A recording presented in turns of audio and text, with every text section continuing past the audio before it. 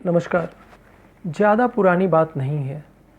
आज से 300 साल पहले जब इस देश में पूंजीवादी व्यवस्था नहीं थी, विदेशी पूंजी निवेश या एफडीआई नहीं था, तो हमारा देश सोने की चिड़िया कहलाता था। और 70 दिनों की कोरोना की महामारी ने 70 साल के विकास की पोल खोल कर रख दी है। सड़कों पर मजदूरों के पैरों में पड़े छाले और उनसे बहता खून सरकार के विकास और समृद्धि के तमाम दावों को तार तार करने के लिए काफ़ी है। अदम गोंडवी जी की 2 लाइनें मुझे याद आ रही हैं। तुम्हारी फाइलों में गांव का मौसम गुलाबी है, मगर ये आंकड़े झूठे हैं, ये दावा किताबी है। और सरकार के विकास और समृद्धि के दावे कितने किताबी हैं, ये चंद आंकड़ों से आप समझ जाएंगे।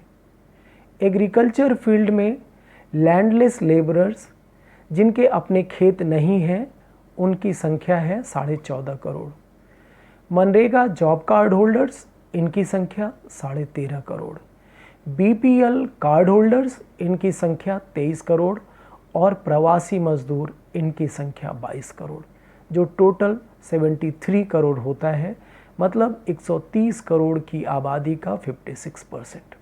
और ये वो लोग हैं जिनके महीने की अधिकतम आमदनी 2, 3 या 4 हज़ार रुपये है।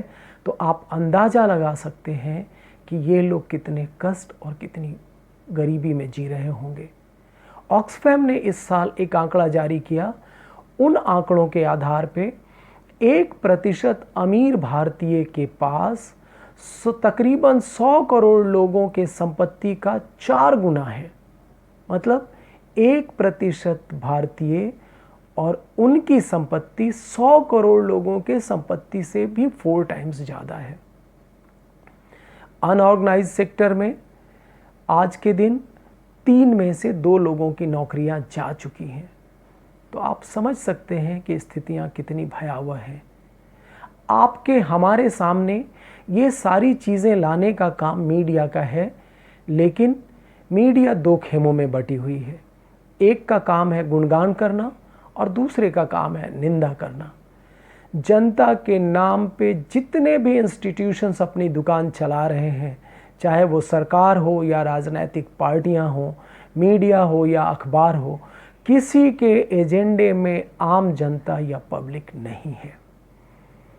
20 लाख करोड़ के महा पैकेज की जब पोल खुल गई, तो अब आत्मनिर्भरता का ढोल बजाया जा रहा है।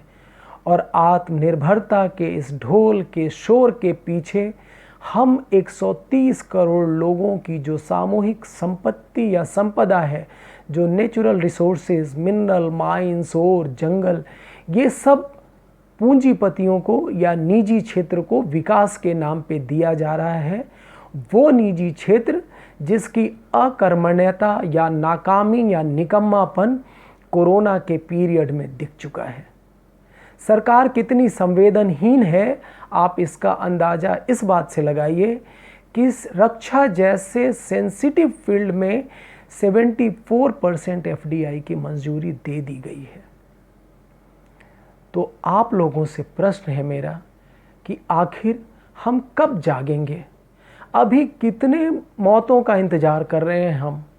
क्या हम सब कुछ लुटाकर ही होश में आएंगे? और प्रभुत्व के जो कार्यकर्ता हैं, उनसे मैं विशेष तौर पे पूछना चाहूँगा या आगाह करना चाहूँगा कि आने वाली पीढ़ियाँ आपसे ये पूछेंगी कि जब आपको प्रभुत्व रूपी समाधान पता था, तब आप अपने घरों में खामोश क्यों बैठे थे? इतिहास आपसे इसका जवाब मांगेगा। आप ये तय कीजिएगा कि आपको प्रभुत्व का झंडा लेकर चलना है, एक नया समाज या इतिहास बनाना है, या ऐसे ही मूक दर्शक बने बैठे रहना है। अपनी बात को मैं रामधारी सिंह दिनकर जी की 2 पंक्तियों के साथ समाप्त करता हूँ।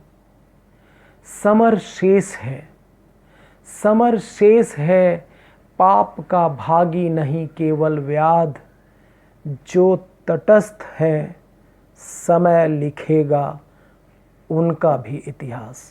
बहुत बहुत धन्यवाद।